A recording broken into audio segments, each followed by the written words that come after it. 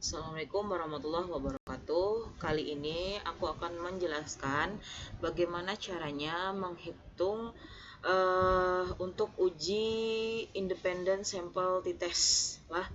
Nah, di sini kita siapkan aku sudah menyiapkan di sini untuk tabelnya. Jadi kan tadi kalau untuk yang di catatan di bahan yang aku kasih, yang untuk versi pertama perempuan menjadi populasi 1, makanya di sini X1 nih 111, kemudian di sini 1. Nah, sedangkan laki-laki adalah populasi 2, makanya di sini indeksnya adalah 22222. Nah, untuk yang pertama kita hitung dulu berapa jumlah untuk yang sigma yang di sini. Jadi sama dengan sum jumlah. Nah, lalu hitung berapa rata-ratanya. Pakai average. Kemudian seperti ini. Nah, ini rata-rata udah dapat. Lalu di sini kan X min X bar berarti sama dengan yang 81 dikurang posisi 79 itu berada di sel H14, berarti H tanda dolar 14. Nah, karena merah, ini merah, berarti udah terkonek, tinggal enter. Terus kita blok ke bawah. Ini sama dengan, ini kan kuadratnya dari ini. Berarti ini, terus pangkat 2. Nah, kursornya yang seperti inilah yang bisa kalau untuk ngeblok perhitungan itu. Nah, kemudian di sini cari sum. Tutup kurung. Udah dapat lah. Jadi sekarang kita cari ragamnya sama dengan berarti yang ini dibagi dengan jumlah sampelnya 7 dikurang 1. Ini karena kan kalau di SPSS mintanya 3 angka belakang koma, berarti kita tambah. Nah, terus untuk S1 nya jadi sama dengan SQRT atau akar dari S1 kuadrat. Ini. Kemudian di sini dengan langkah yang sama kita hitung lagi berapa sigma dari X2.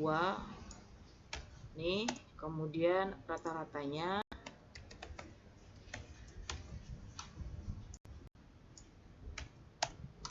Lalu di sini X min X barnya. Nah, untuk 78 ada di sel C14, berarti C dolar 14. Sudah merah, ini juga merah, berarti enter. Tinggal seret ke bawah. Nah, ini sedangkan yang ini adalah kuadrat dari ini, berarti ini pangkat 2. Kemudian seret ke bawah. Nah, ini jumlahnya kita cari lagi. Blok enter. Baru mencari S2 kuadrat berarti sama dengan 720 yang di sini itu dibagi dengan 9 dikurang 1. Nah, kemudian untuk S2 nya berarti SQRT ini akar dari 90. Nah, sebelum kita memutuskan apakah kita menghitung SP kuadrat atau tidak, kita harus tahu dulu variansi untuk populasi laki-laki dan perempuan apakah sama atau tidak. Karena kan kalau ketika kita menghitung SP kuadrat itu berarti dia populasinya bukan populasi, dia variansi populasinya itu sama. Tapi kalau misalnya nanti variasi populasinya berbeda, maka rumusnya kita tidak perlu menghitung SP kuadrat. Nah, untuk itu bagaimana caranya kita tahu populasi itu variasinya sama atau tidak? Kita akan hitung menggunakan SPSS. Sebelumnya kita copy dulu datanya yang ini ke SPSS.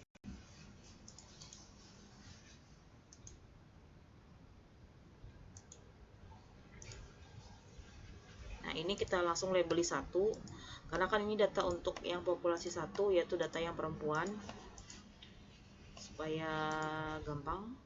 Kemudian di sini kita copy yang bagian laki-lakinya.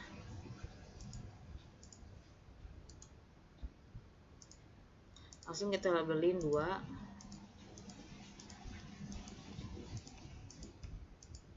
Nah, lalu untuk ini kita edit dulu di variable view. Yang bagian sini kan tadi itu adalah skor, kemudian yang bagian sini adalah jenis kelamin. Nah, karena kita tidak menggunakan angka berbentuk desimal tapi bilangan bulat, maka desimalnya bisa kita nolkan saja supaya tidak terlalu banyak koma. Kemudian untuk values di jenis kelamin kan tadi ada 2, 1 dan 2 kan. Nah, kita kasih label 1 untuk perempuan, kemudian 2 untuk laki-laki. Oke. Nah, baru kita balik lagi ke data view, siap untuk dianalisis. Jadi analyze, conformance, independent sample test. Untuk skor masuk ke test variables, JK masuk ke grouping variables, kemudian define group. Ini 1, kemudian 2, lalu oke. Nah, option ini kalau nggak salah 1% taraf nyatanya, berarti di sini ada 99%. Terus continue, habis itu baru oke. Kita lihat hasil akhirnya. Nah, ini ada untuk kan kita tadi perlu untuk tahu berapa apakah variasi dua populasi ini sama atau tidak.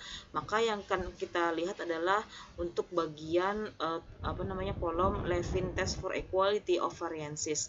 Jadi kalau misalnya di sini kan ada 2 nih, variasi diasumsikan sama, kemudian yang di bawahnya adalah variasi diasumsikan berbeda. Nah, tergantung angka yang ada di sini. Kalau ini angkanya kurang dari alfa, berarti variansinya itu berbeda. Tapi kalau misalnya ini angkanya lebih daripada alfa atau taraf nyata, berarti variasi populasinya diasumsikan sama.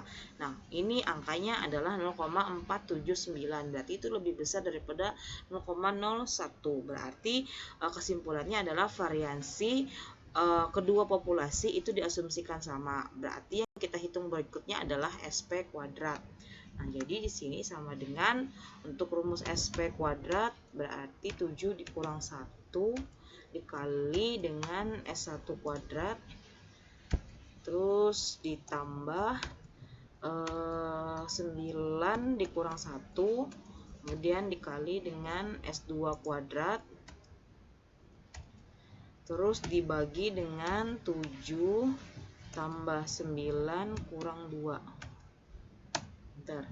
Nah, dapatnya ini kan kalau kita hitung sebentar pakai Excel sebenarnya kan hasil seperti ini. Tapi karena kita mengikuti di SPSS, kita ngambil 3 angka di belakang koma, maka tinggal dikurangi saja. Nah, T-nya berarti sama dengan X bar 1 dikurang dengan X bar 2. Terus dibagi dengan SQRT SP kuadrat itu dikali dengan 1/7 ditambah 1/9. Enter. Nah, jadi dapatnya 0,234. Apakah ini sama dengan yang diperoleh di SPSS? Kita lihat lagi SPSS-nya. Di sini ada tadi kan variasi diasumsikan sama, berarti yang akan kita pakai adalah pada baris pertama. Tapi kalau misalnya variasi tadi diasumsikan berbeda, berarti yang dipakai adalah baris yang kedua. Nah, kita hanya fokus di baris pertama, itu T-nya di sini 0,234. Jadi kan sama dengan perhitungan dengan Excel, berarti Excel tidak ada masalah. Kemudian di sini DF-nya 14, kemudian nilai SIG-nya adalah 0,818. Nah, nilai SIG ini kalau dia kurang dari taraf nyata atau alfa, maka H0 ditolak. Tapi kalau misalnya ini lebih daripada alfa atau taraf nyata, maka H0 diterima. Jadi kasusnya yang ini 0,818 itu lebih daripada 0,01, berarti di sini H0-nya diterima. Nah, demikian untuk perhitungan Excel dan analisis dengan SPSS pada independent sample test. Semoga video ini bermanfaat untuk kalian semua. Terima kasih.